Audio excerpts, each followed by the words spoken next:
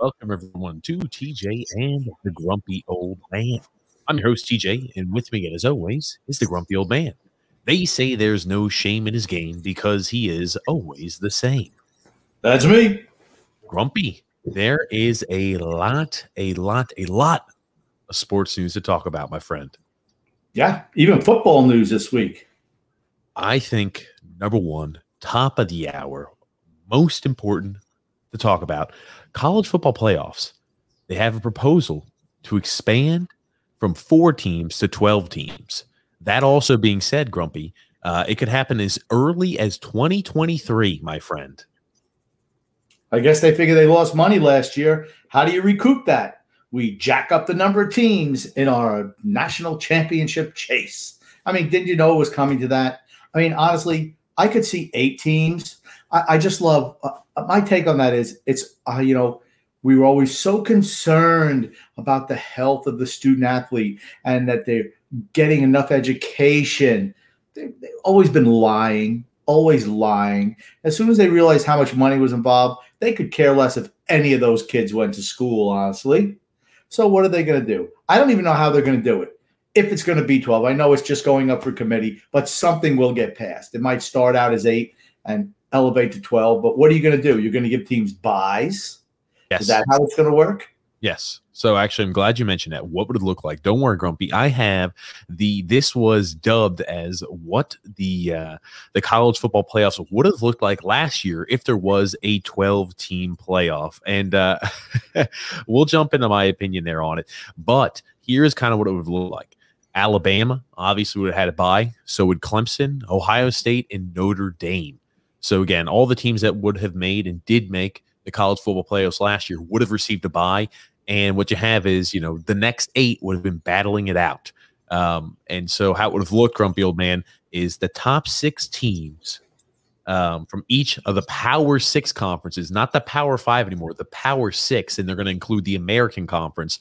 Everybody, the top 6 teams from the Power 6 would automatically get a bid, and then it would have 6 at-large teams. It's a joke. It's a joke and a money grab. So, I mean, okay. So now you're going to want to give teams buys in the playoffs. What is this, the NFL? It's not like you're doing it by record. You're doing it by ranking, by people who rank these teams. I don't know. If you want to expand it, I have no problem going to 8. But 12 is just, I mean, how far are you going to push the season out? Is it going to be over,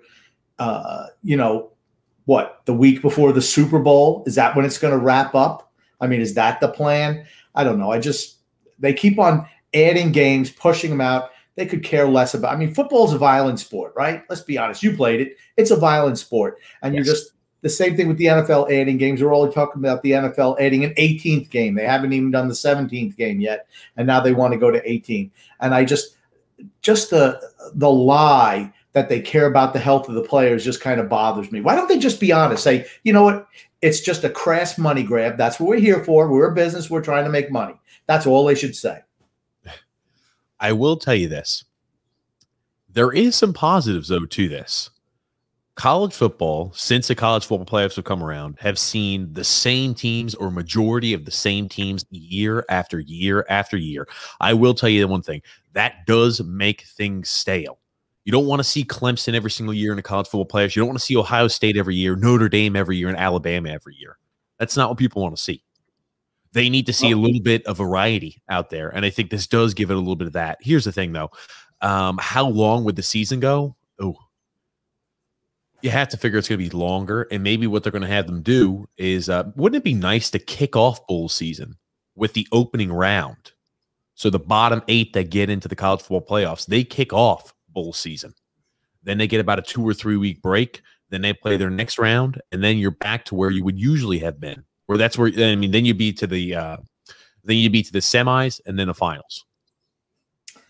You mentioned the first thing. The same stale teams. Who wants to see Cincinnati or Iowa State or Indiana? And who's the little team down there at the bottom? I don't even know their Coastal logo. Carolina. Oh my God, Coastal freaking Carolina would make the top 12 bowl. Are you trying to tell me that Coastal Carolina is better than a number 3 or number 4 SEC team? They're not. It's a joke. And it's not like it's end of the year. Coastal Carolina was the 12th overall team, so that's why they're in this projection. It should be top 8. It should be top 8. That if you want to add one more week, that's fine. I'm just not about giving college teams buys. I'm sorry. I really think they can get on to a kickoff bowl season in an impressive way. You said who would be interested in watching Coastal Carolina? Who would be interested in watching their Iowa State? Here it is, Grumpy. Just like in the NCAA tournament there, college basketball tournament, people get excited to see an underdog win. They do. That's why you see yourself rooting for, Florida Gulf Coast, or, hey, I'm rooting here for the Wichita State. There's a lot of teams like that where you have no idea really who they are. You don't pay much attention to them. They don't get all the national accolades. They come out of nowhere, and they show that the underdog isn't as underrated as you think. No one would care. Okay, football's a different sport than basketball. First of all, absolutely, totally different. Okay, basketball, you can have a bunch of seniors on there, 5 seniors. But here's the thing. Did anyone care about Florida Gulf Coast until they won the first 2 rounds of the tournament? No. Okay, it's an upset. Oh, 2 upsets. I mean, they would have to get to the Final Four before anyone would care about them. And it's just too tough. It's just too tough. I mean, and the level of competition that Coastal Carolina plays as opposed to an Alabama, it's laughable. If you're going to put on games where a team gets blown out, 53 to 5 or 53 to 7, that's not what they want. I don't know. I'd much rather have it be 8 teams and 8 named teams. None of these little scrubby teams. Nobody cares about them. Absolutely nobody. What do you think the ratings are going to be for, Iowa State against Indiana if it got that far? They don't even draw in their own states. You think it's going to be a national thing? I don't like it. Okay, here's the thing, right? You complain about Coastal Carolina. They don't play this. They don't play that. There have been teams before, and you can point out and say, oh, yeah, that's right. That the University of Central Florida team did go ahead and beat the absolute dog crap out of Auburn. You can point to examples like that. Oh, Auburn was this. Auburn was rated this, and they got absolutely smacked off the planet. And UCF goes undefeated that year. It completely eliminates that case. You never have that again. Here's the thing. You might see UCF beat an Auburn in a bowl game if Auburn was hoping to get into the national championship bracket. And when they don't care. I remember Alabama getting rolled by Utah a couple of years ago when they did not make the Final Four because they don't care. All they're playing for is the championship. If they were in a championship round, you'd see UCF get absolutely crushed by Auburn if they were in this format. You can't say that. You can't say that because you have no idea. Crushed. Yes, I do. Yes, I do, because their talent level isn't close to what Auburn's is. It's not even close. Those lesser schools, their talent level isn't even close to the major schools, the ones that pay. The Clemsons, the Alabamas, the Notre Dames, the Ohio States, the Oklahomas. They pay big money to get those players. That's why they get the best players every year. Yeah, don't even get me started on the who pays who. But that being said, Grump, that is big news. I think they're leaning towards it, right? You talk about, hey, it's more revenue there for them. So I think it's a no-brainer. People love to see more football. Nobody's going to complain about that. And you're also going to get a little bit more variety. I know you're complaining that, oh, they're going to extend the season out, XYZ. You know what? Here it is, though, Grump. It's just going to solve a lot of the issues. It's not going to solve any issues. It just shows the absolute hypocritical nature of the NCAA. That's all it shows. They pretend all these years we couldn't. Remember how many years we couldn't have that because we couldn't add another game to the schedule, another 2 games to the schedule because, these student athletes have to worry about their education. Now you're thinking about adding another 2 and not even batting an eye at it. They've never cared about the student athlete. Of course. Ever. Of course. It's the reason they don't pay the student athlete. Okay, they may masquerade the fact that they do, but here's the thing, grumpy old man. They don't. I've come to that understanding. I don't have I don't believe what they say. It's all just bullshit speak. I will tell you this, though. It solves a lot of issues there. You don't have the feeling that teams get, hey, we were an unbelievable team. I can't believe we're a 1-loss team that didn't get in over a different 1-loss team.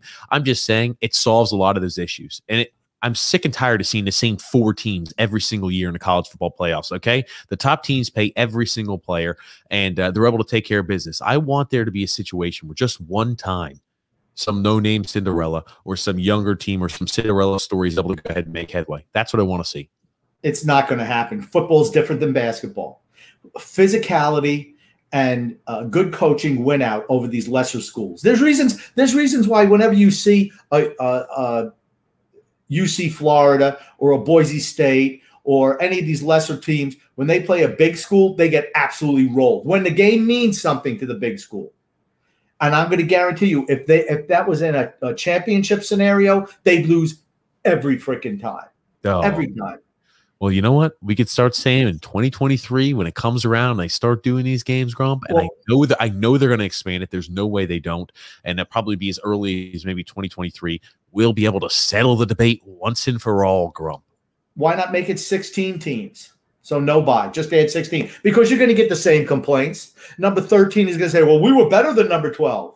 It never stops. You see it in college basketball. 64 teams isn't enough. Now it's 68.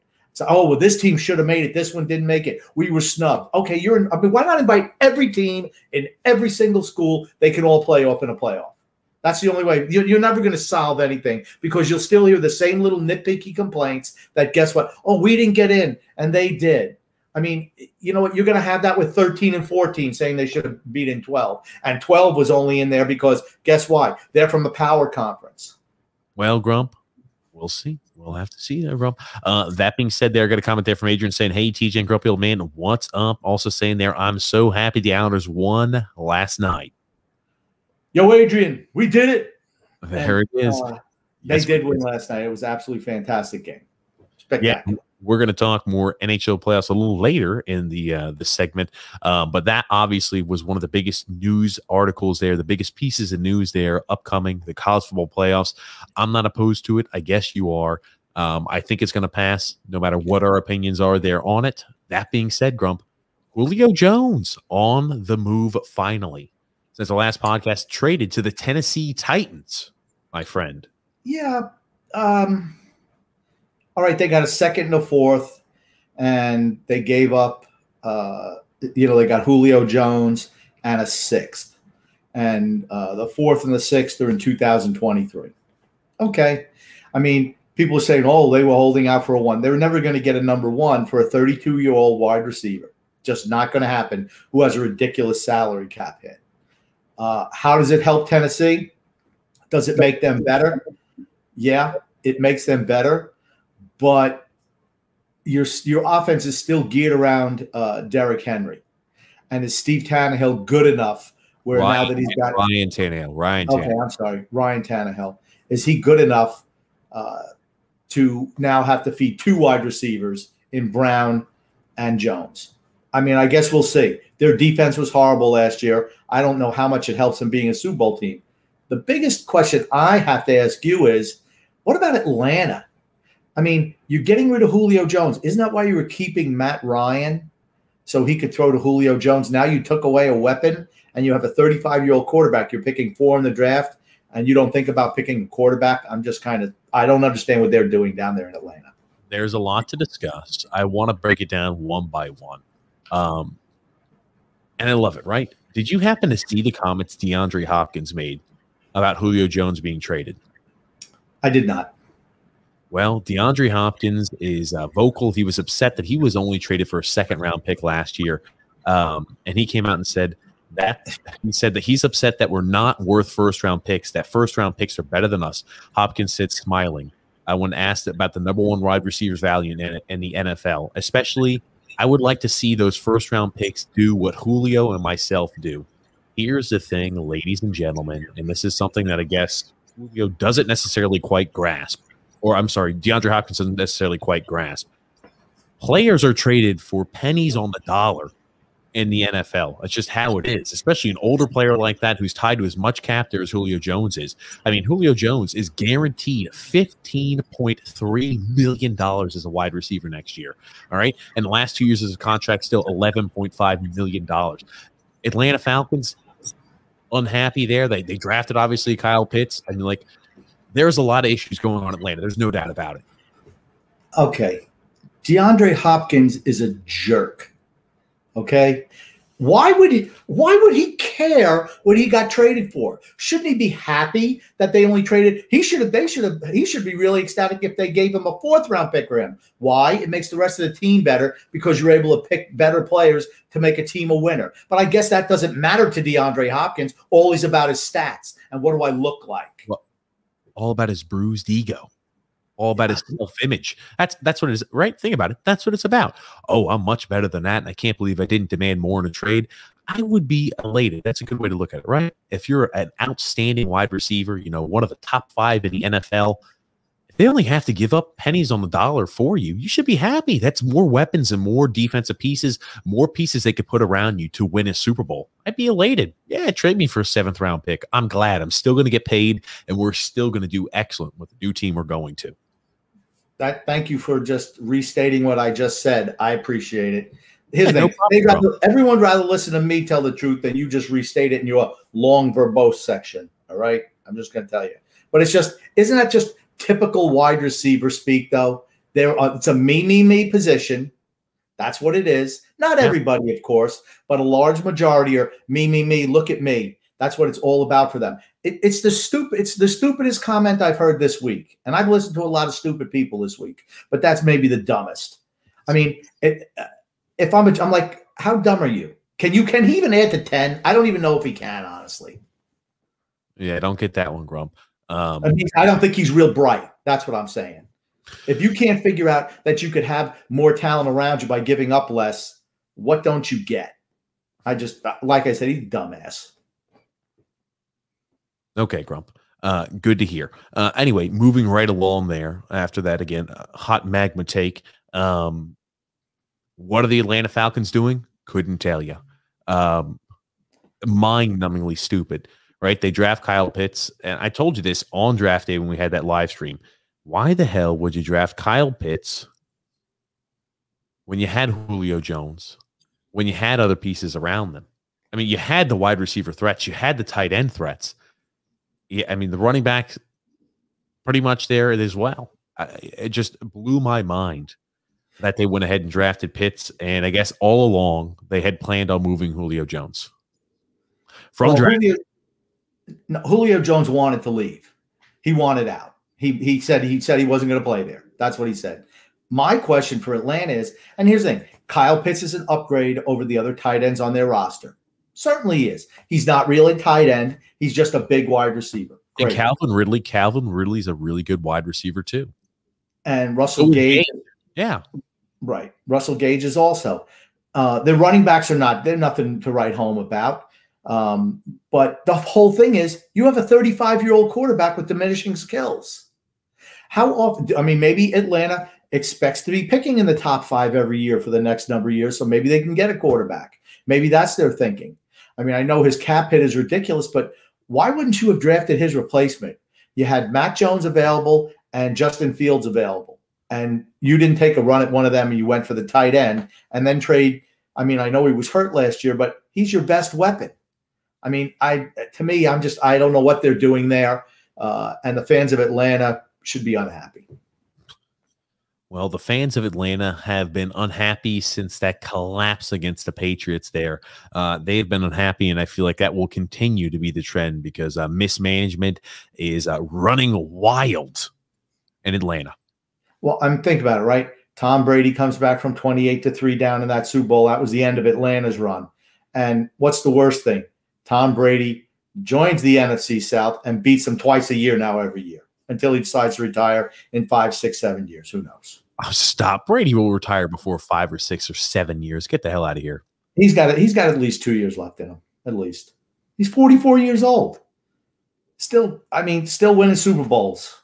Father time is undefeated. Maybe 2, but not 5 or 6. Come on. Maybe 2 years. Yeah, I know. I just wanted to make Atlanta feel bad. Oh, goodness gracious, Grumpy old man. Making Atlanta feel bad. I love it. I love it, Grump. That also being said, Tennessee still has the same issue that they had beforehand. The weakest part of that team is Ryan Tannehill. I mean, the wide receiver threats are there. I mean, you got A.J. Brown, who is definitely a top-end wideout, Julio Jones now joining the mix. Again, top 5 wide receiver in the league. Derrick Henry, top 5 running back in the league. The offensive line is pretty decent and stout. I know they lost Jonnu Smith, but man, oh man, the Titans just still don't have the quarterback. I remember when they signed Ryan Tannehill to that deal. Again, it commanded quite some money. I just thought to myself, oh gosh, is he really the guy where I can say if I am down, 7 in the Super Bowl, and I need a drive to go ahead and tie this up, do I feel comfortable with Ryan Tannehill at the helm? No. They didn't want Tom Brady when he was available last offseason. They decided to hitch their wagon to Ryan Tannehill. Well, good for them.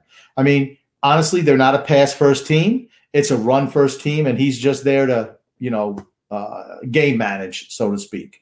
But now the training wheels are off for him. When you acquire a Julio Jones and you have an A.J. Brown, you got to figure that we're throwing the ball more. But what was Tennessee's problem last year? They couldn't stop anyone on defense. No one. 2 years ago, they were pretty good on defense. But last year, they were a nightmare. And Vrabel's going to have to do something to fix that.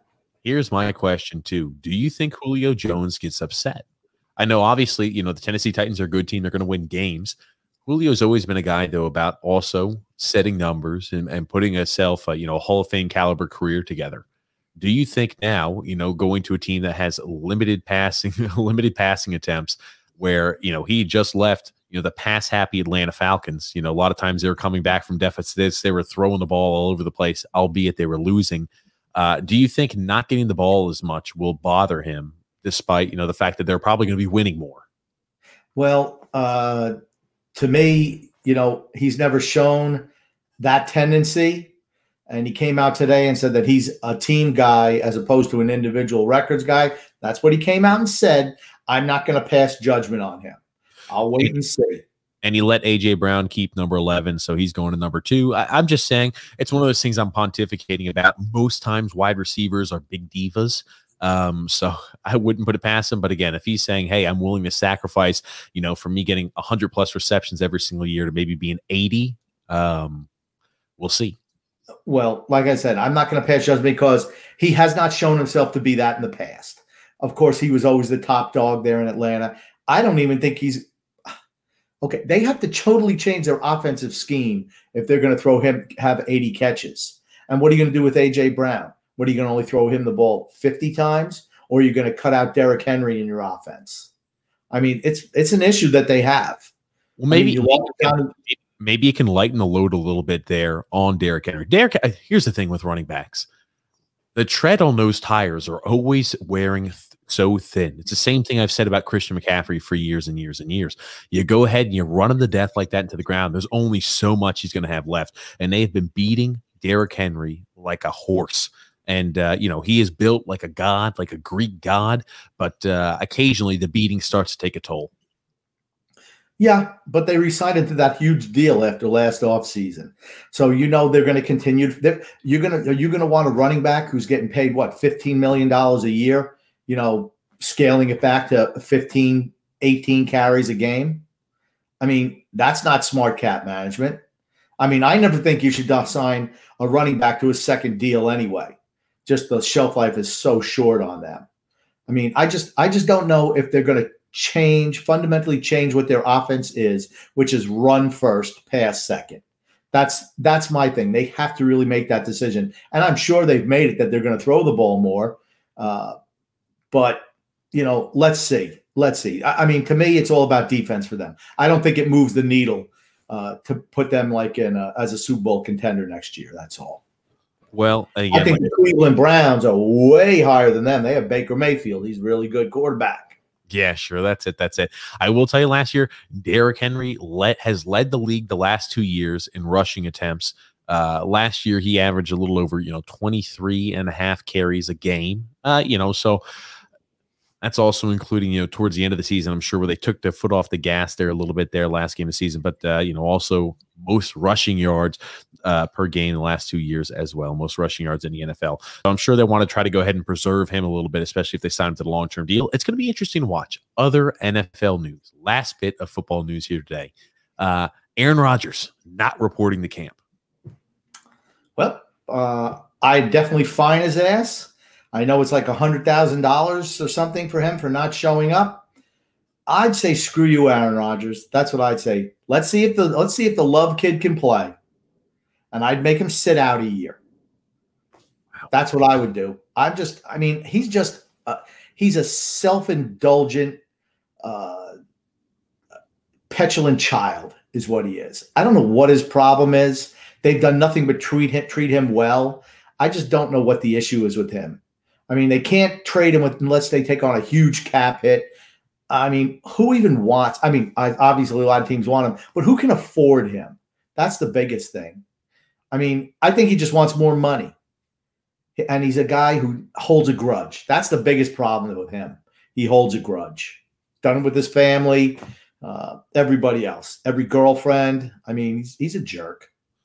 The funniest thing, and this is part of the diva culture and part of the I think I'm much more valuable to the team than I actually am culture that is the NFL today. And you saw that's the reason why Deshaun Watson, before his issues flared up this offseason, was upset as well. There are two reasons, apparently, that people are pontificating the reason why. So close friends that were anonymous called in to certain sources there, and they said the team, he was close there with them. He was upset. The team says that Murphy called Rodgers to tell him who they were going with. He didn't ask for permission. He told him who the choice was, and they're talking about Jordan Love. There was a brief pause on the other end of the phone before Rodgers eventually spoke. Murphy made it clear that Rodgers would need to accept coaching. Don't be the problem, he told him. Don't be the problem. Source also close to the team said Murphy is tired of the diva stuff. Well, that's it. That's it in a nutshell.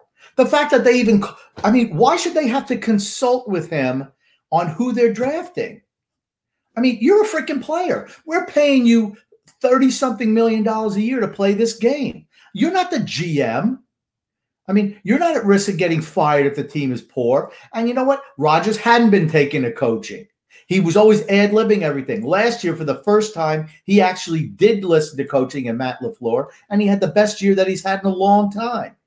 I mean, I got no use for him. And he was also not consulted as to who their new head coach was going to be, who the new coach was going to be. It's the same exact item that Deshaun Watson was upset about in Houston, that they said they were going to allow him to go ahead and have input. But long story short, they didn't accept one of the coaches that he had on his list, so he was upset about that.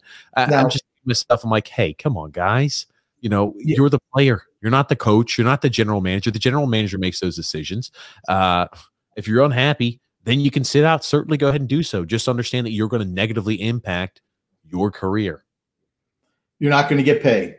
And that's the only way you get these guys, that they don't pay them and you suspend them for a year. Then let's see how it is. I mean, here's the thing. The mistake that Houston made is that they told him that he could be part of the process. They never should have said that. And I don't care. It didn't matter if he put out a list of these are the guys I want. Well, I'm sorry. I'm telling you who we're going to hire. I mean, it's not necessarily going to be somebody on your list. I mean, like I said, it looks like the NFL is trying to become the NBA, which is a mistake because nobody watches the NBA. I don't think we're at that issue with NFL right now, but people are sick and tired of where the players dictate what they're going to do. People watch the NBA, but numbers have been down significantly. People still watch the NBA. Nothing can kill football. I'll be honest with you. Nothing can kill football. Seriously, nothing will kill football. It's way too freaking big to kill. Take away the violence. Take away the violence. That'll kill it. Okay. Just like we talked about, they don't really care about the player safety. They may masquerade like they do, but they really don't. Adrian also saying, Grumpy old man, what's your favorite season? Favorite sports season, Grump? Fall. No, sports season. Hockey and football because they run congruent. They're and soccer's in there too. I love European soccer as well. Fall is the best time for me in hockey and the NFL and soccer. All hope springs eternal in the fall, without a doubt.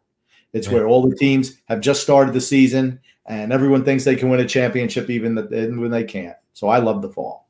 Oh, goodness, Grumpy old man. I kind of want to move. Yeah, I don't disagree. Probably hockey season. I don't like football, but hey, man, I'm a junkie for all sports. Moving along. just one thing I just want to touch on that. For my favorite part of the hockey season, though, is the first 2 rounds of the playoffs, because you have hockey, multiple games every night. That's why I love it. March also isn't too bad with March Madness. Hey, I love that as well. So a lot of good seasons. I'm just a sports enthusiast in general. I also want to talk a little bit about some disappointing teams this year, MLB teams, some baseball organizations that have been disappointing this year, Grump. When I think disappointing, I think of a few teams. The Braves, holy crap. You talk about the expectations they have when they came into the season. It has been anything but that for the Atlanta Braves this year. Yeah, they've had some injuries to their pitching staff, and some guys haven't performed up to snuff. I mean, Acuna's been fantastic. Freeman's been a little bit slow out of the gate. He's starting to pick it up now. But to me, it's their pitching, which has been down. Losing Soroka for the year is a big loss. And just Fried hasn't performed fantastic. So, I mean, for me, I don't think they're as strong. My team that's the biggest disappointment is the Yankees, honestly, even more than the Braves. I can see the Braves in the National League, but the Yankees, they're just poorly constructed, as always. You should build your team, since you play half your games there, so 81 games. You should tailor-make your team to the stadium you play in. All the Yankees' power, and they're a power-hitting team, is all right-handed. They have no left-handed power bats on their team with the short porch. I mean, to me, it doesn't make any sense. I mean, you have Judge, you have Sanchez, you have Stanton, you have Torres. They're all right-handed bats with power. I mean, Luke Voigt is always hurt. It's like, who else do you have? Why don't you have another left-handed bat in the outfield with power? Because your team is all built on power. Everything's built on power with that team. I know you said that Max Fried has not played very well there for the Braves, and again, he hasn't not been off to a great start this season. Freddie Freeman also has been pretty woeful from what we've seen out of Freddie Freeman there in the past. I mean, if you would have told me walking into this season Freddie Freeman would be sitting at a 228 batting average, I would have called you crazy. Well, I know that for a fact because he's on my fantasy baseball team, undefeated fantasy baseball team. But he's been a disappointment for me, and is not somebody I could drop. Not that I would. He has started to heat up in the last month, so I'm going to give him that. So maybe he's starting to heat up. Here's the thing, right? I want to talk about some stats. Again, we're about 60 games into the season, 60 games into the MLB season here this year, about a third of the way through the year, a little more than a third of the way through the year. I'm sorry.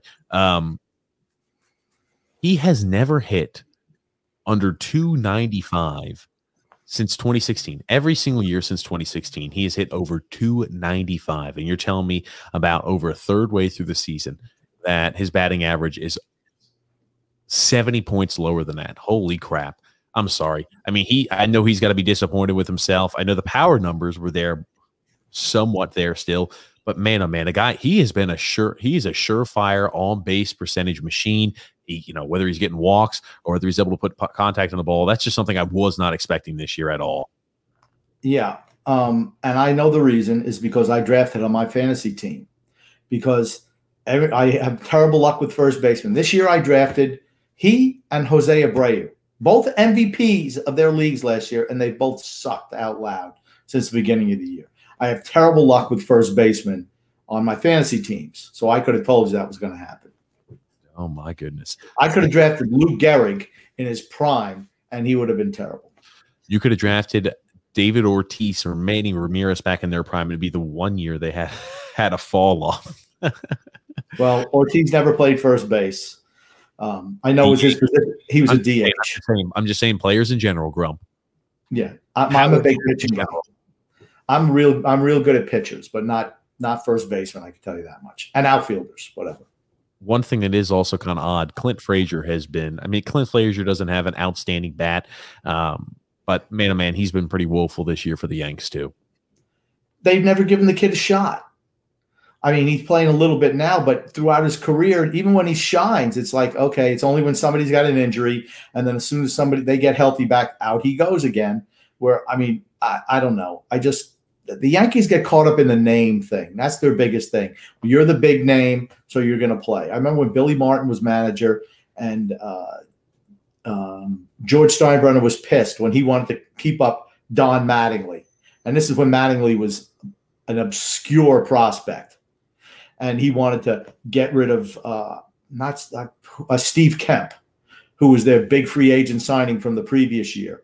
And he's like, and George is like, no, we signed this guy to this. And Billy Martin said, no, I'm playing Mattingly. And the rest was history because Kemp sucked when he came to the Yankees, but Mattingly went on to have a great career till the back injury did him in. Okay, Grump. You kind of lost me there. You're kind of go long-winded there, Grump. But that being said, I'm moving right along. Also, James Italian has not bounced back really well from injury either. I mean, like, I'm not sure what they were expecting from him, but has not played excellently this season. But the Yanks are a team that really need to turn it on coming to the second half there this year. And the Braves are another team, if they want to make the playoffs, really have to start turning it on. Again, Mets are, leading that division. And again, unless they plan on really making up some ground, it looks like maybe a wild card is the only option or out there for them to make the playoffs. Right. Well, you look at what the Yankees did with their pitching staff, right? They put all their eggs into the injury basket. Hopefully Luis Severino comes back. He's looking good now in a couple of rehab starts.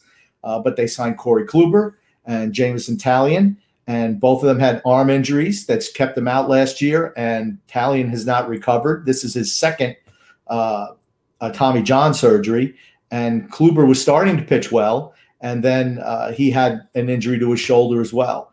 And, that's what happens when guys are injured. They tend to get injured a lot, especially as they get older. I don't like the way that Cashman's been building the team in recent years, and it shows on the field. They're good enough because they're so talented to win division and get into the playoffs, but they're not good enough to win a championship. Adrian also saying, TJ, what's your favorite season? She meant like winter, fall, summer, spring. Sorry. So, Grump, you maybe thought it was right. Yours is fall. I don't know. I am more of a spring and summer type of guy. Even though it's hot, I'm not a big fan of the warmth. I do like when the sun's up all the time. It brings me, I'm a little happier, I'm a little cheerier. The nights are longer, makes me happy. I'm a night owl. So anytime the sun's up a little longer there in the evening, makes me a happy guy. Okay, that's cool. Moving right along there, Grump. MLB news, those are definitely two disappointing teams here so far this season. Second half, they really do need to go ahead and pick things up. Moving right along, though, Euros. 2020 Euros are starting, Grump, this Friday, tomorrow, and it's going to be – I'm pumped. Yeah, they have the group of death, so to speak. I think they're calling it something different. They want to call it the group of chaos, right? Probably got complaints from somebody about saying group of death. But it's certainly, I believe, Group C, which is – or D, I forget, which has Germany, France, and Portugal. Group F. Germany and France won the last two World Cups, and Portugal won the last Euro back in 2016. So for me, Group F. There you go. Yeah, I think France is probably the favorite to win. Italy should be pretty good. Everyone's pumping up England. I'd have no faith in them, and I'd say watch out for Portugal. Here's the thing: you're jumping all over the place. Let's go bracket by bracket real quick, Grumpy. Okay. Group A. Cool. Yeah, that's good. Group A there, Italy and Switzerland, I think, walk out of that. I'm just not sure Wales has it. I mean, individual talent there, Wales has a few pieces, like, Ramsey. You've got your Gareth Bales. You have a few pieces. I just think Switzerland and Italy, they're better teams as a whole. If I'm picking there, those two, I think, walk out ahead of that group. Agreed. Group B, Belgium, the Golden Boys, will they ever be able to go ahead and turn it on and actually win a big, notable championship? Well, I guess this is a year maybe for them, but you have to figure Belgium definitely goes ahead and walks out, and maybe it's Russia. I'm going with Denmark there. I think they have the potential to be like Iceland was the last time through, a team that is really a good, solid unit together. So I'm going with Denmark as opposed to Russia, which is fine. I see you have the water hydrant. Very nice. Yeah, thanks, Crump. Group C, Austria, Netherlands, North Macedonia, and Ukraine. I'll tell you, we can almost guarantee that Netherlands has one of the easiest groups they could have possibly had. They're going to advance. Group C, maybe Austria might be the other team that goes ahead and advances. I'm not sure. It's between Austria and the Ukraine, but man, you want to talk about a weak group. Group C is unbelievably weak. I don't think that's a weak group. I think Ukraine is really good. I think it's going to the big game, depending on who wins. But I think Austria is going to win that group, And I think second place is going to come between the winner of the Netherlands and the Ukraine. That's what I think. Really? And I love the Netherlands. I've been a Netherlands honk since 1974. You think that Austria is going to win that? You think Austria is going to win that group? I don't think Netherlands' defense is good enough, and their goalie isn't good enough. Austria is a really sound team. They're really sound defensively, and they have some good offensive options up front. Playing Ukraine is like playing the New York Islanders. I mean, they're really, really physical, and they're a tough team. They're just a tough team to play. You're going to find out if the Netherlands is strong enough mentally in that game. When I think of the Netherlands, and again, I know Virgil van Dijk's still out. Taste of light. I mean, he's still good back there. They have a lot of good pieces back there on the back line. I know even though they do have injuries, again, Van Dijk's a huge loss. There's no masking that. But Ake's played real well. I think he's a guy that's more than serviceable, depending on who they run out there. The midfield, I mean, like you're talking about why now the midfield's absolutely loaded, and so are the forwards. I think Netherlands has a really, really solid club and organization. For Ukraine, when I'm thinking of that team, I really don't. Not a lot of names come to mind. I'm thinking maybe Yarmolenko. I don't know how many guys I could say, yeah, I'm excited about him. I think he's really going to excel there for Ukraine. Yeah, Van Beek is also out for the Netherlands. He will not be partaking in this tournament, which is a loss to the midfield. And like I said, Ukraine's a lot like the New York Islanders. Not a whole lot of names, but they play really well together as a unit. I just think that's a team that could surprise. That's all. Fair enough, Grump. You mentioned Austria. Again, the only one guy most I can think of is Alba. But I mean, again, David Alba's real good. They have a couple of good options there too. I wouldn't put anything past them. I think they'll win group. Wow, fair enough. I think Netherlands is the favorite of that. But moving on to Group D. You know what? I'm going to sound like one of those honks, too. I got England winning the group. And in second, I've got Croatia. It wouldn't shock me at all if Croatia wins that group, though. I mean, you talk Croatia is one of those teams where, remember, in the World Cup, they made the World Cup finals 2 years ago. Yeah, but they're 2 years older. And they know how to win. I think that's the first game of that group is Croatia and England. I think those will be the two teams that come through. I'm rooting for Croatia just because I hate how everybody fawns over England, really. And I love, they have Kovacic and Modric on that team and Rakitic. I kind of like Croatia. Perisic, Handanovic, everything with the itch or a vitch on the end. Yeah, they're itchy. What can I tell you? But they're good. They're a good player. They are a little bit long in the tooth, though. Yeah, Grump. But yeah, I mean, they got a lot of guys out there that you don't really come up to name. You don't, oh, yeah, that's right. I forgot this guy was Croatian. That being said, moving right along there, Group E. Got to go there with Spain, and I'm going there with Sweden. I'm going to go with Poland. I'm sure you're going to pick Poland, but I'm going Sweden on this. I'm going with Poland and Sweden. I don't think Spain is that good. Luis Enrique is the coach. He determined that he was going to pick all the guys from Barcelona and nobody from Real Madrid, my favorite club team. So I think that'll do them in this time. I just don't think Spain's as good. Everybody got old. That golden era that they had in the 2010s and, from 2008 to 2014, whatever it was, when they were winning everything, including the World Cup, those guys are all done. And I don't think their current crop is anywhere near as good. I think Sweden's a team on the rise. And Poland still has Lewandowski. So it could be Spain, though. It could be Spain. Poland also has a lot of the pieces there, too. Again, I think it's going to be battle out. I just think Spain moves on. Maybe it's because I'm still thinking I'm associating them there with the Blue Bloods. They've got a lot of young players out there. Fati will also be there. So, I guess I'm polling for Spain. I do think they do make it out of the group. To Group F, though, this is the group of death. You look at it, right? France, a blue blood, perennial powerhouse, World Cup champions 2 years ago. Portugal, unbelievable nation. They've really gone ahead and put some real pieces around Cristiano Ronaldo. I mean, like Bruno Fernandes has been amazing. Diego Jota has been really good. A lot of pieces over there in Portugal. And Germany, I know they struggled a little bit, but they're no team to underestimate. Germany has a lot of good players as well. Great team. Yeah, I think France is the favorite. I think they and Portugal are going to be the two teams that automatically move through. I think Germany is – I They have been on a downward spiral for quite a while now, and I think that's going to continue. This is Joaquin Lowe's last tournament that he's going to coach, and I don't see them being the first two automatic buys. Yeah, I don't disagree. If I had to pick two, I'm still also saying probably France and Portugal. I'm just saying Germany is the thing about it, right? Germany would be the third team. Man, oh man, you want to talk about a group that is absolutely loaded.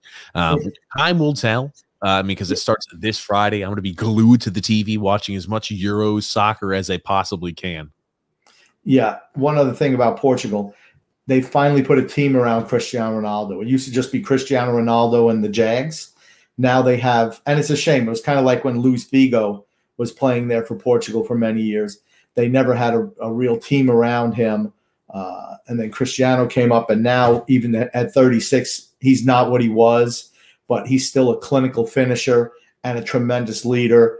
And they did win Euros 4 years ago when nobody thought that they could. So, yeah. And again, I mean, like you talk about the piece they put around, as I mentioned, Fernand, Diego Jota, Bernardo Silva, also Ruben Neves. João Felix. Yeah, he's also on there. I don't think he's gotten a lot of starts as of recent, but he's a guy that, great off the bench type of player. Like Cancelo in the back line, as well as Pepe still playing, still plugging away. Ruben Diaz there also, and Ruben Silva. A lot of pieces there that they've put around Cristiano Ronaldo, and it's unfortunate that it's, as his time in fun in the sun and dominance is starting to come to a close, they finally put the pieces around him to where if they had it hit, during his prime, holy crap, you're talking about a World Cup contender year in and year out. Used to just be Cristiano, just as you said. Yep, sure was. Absolutely. Great player at the tail end. Yeah, absolutely. Grump. Moving right along. Some NHL news.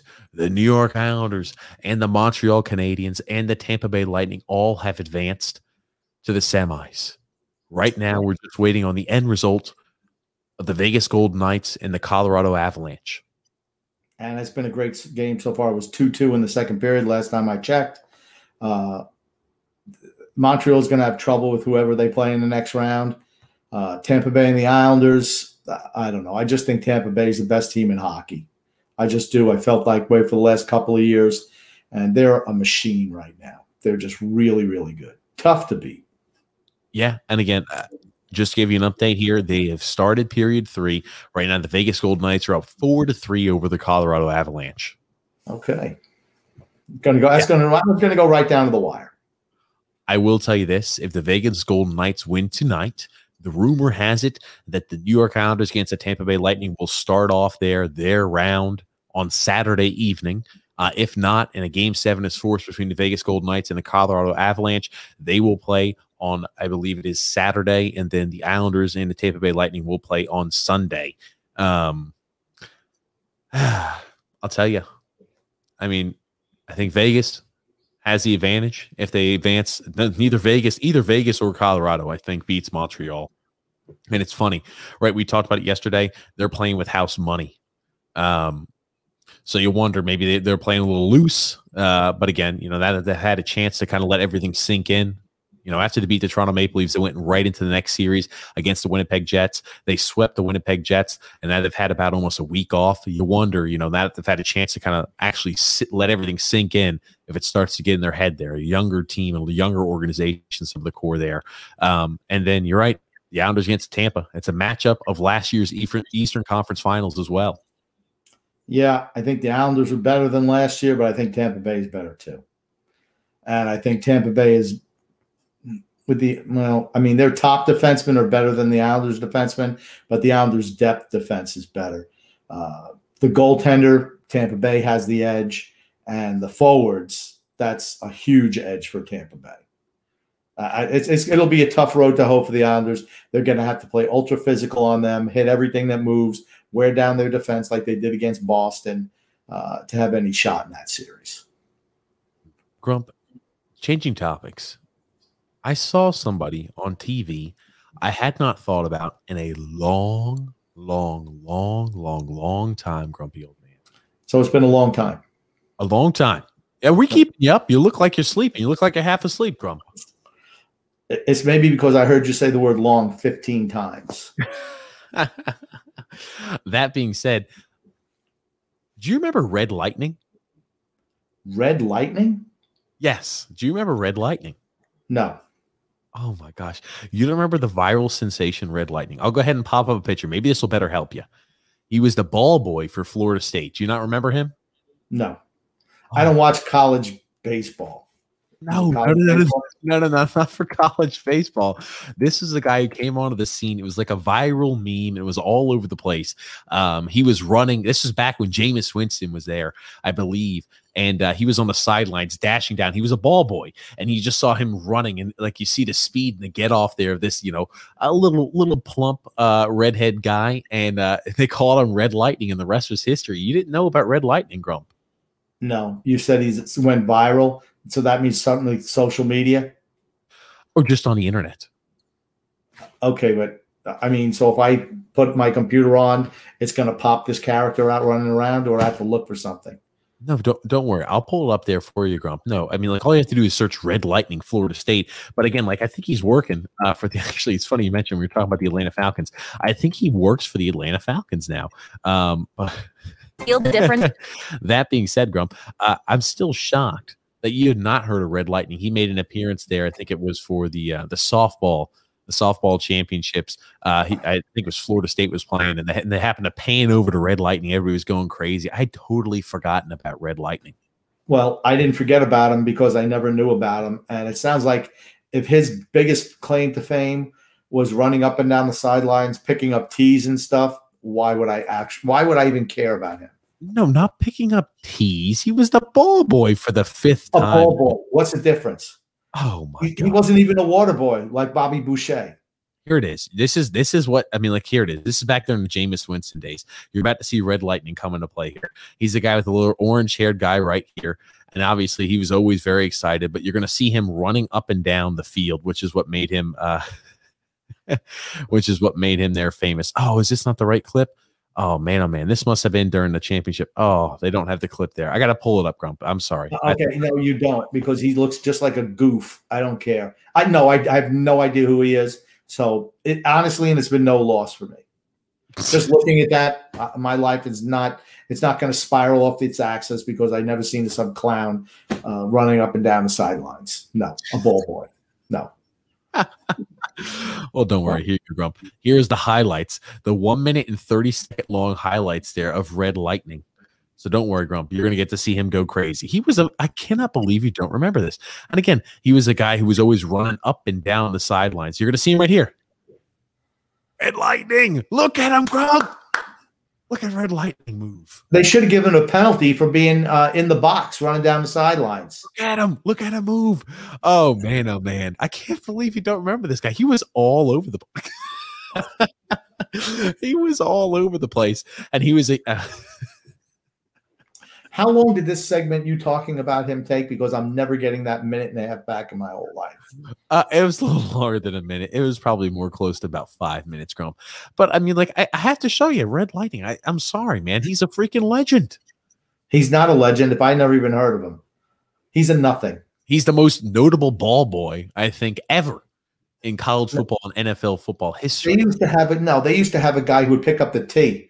I think his name was Mongo, who would pick up the tee at Houston Oilers games, a little fat guy, run out there, scoop up the tee, everyone would cheer him. This guy just run along the sidelines. He wasn't even on the field. Look at him over here. He's just having fun. They used to talk about him every single Florida State game. You wonder who else is talking about? Championship. The people from the sanitarium said, oh, there he is. He's on the sidelines again. Let's get him back in here. Red Lightning. He's got balls. He's a joke. Oh, my gosh. Oh, Grump. Well, I think there's no better way to end the podcast than on that note right there. Red Lightning, Grumpy. Shocked you didn't know about him. We could end this podcast 5 minutes ago. In other words, we could have ended it 5 minutes ago, but I wanted to teach you and show you a little bit about Red Lightning. Well, he won't be in my dreams tonight. I can tell you that much. Oh goodness! Well, he made a pop up there on social media again, so I figured I had to show him. Since you don't have social media, I thought at least you knew who Red Lightning is, but I guess not. But at least today you learned a little about. Yeah, I was thinking about getting social media, but after seeing that and seeing that's the type of stuff that pops up, I'm like, why? Goodness I have more important things in my life to do than watch a red lightning. Jesus Christ. Grump, is there anything else you want to say before we wrap things up today? And remember, Yeah, guys, hold on, real quick, Grump, real quick. We will go live every single Thursday evening around about 9 to 10 o'clock Eastern Standard Time, every single Thursday evening. Again, just a housekeeping note. That's the best time. You can go ahead and find TJ and the Grumpy Old Man's live stream podcast there. We talk all things sports. Yes, I'd just like to say love and laughter to everyone who listens and even those who don't, from TJ and the Grumpy Old Man. And thank you, everybody who tuned into the live stream and listened today. Grumpy Old Man and I appreciate the support. And Grump, again, thank you for joining me tonight. My pleasure.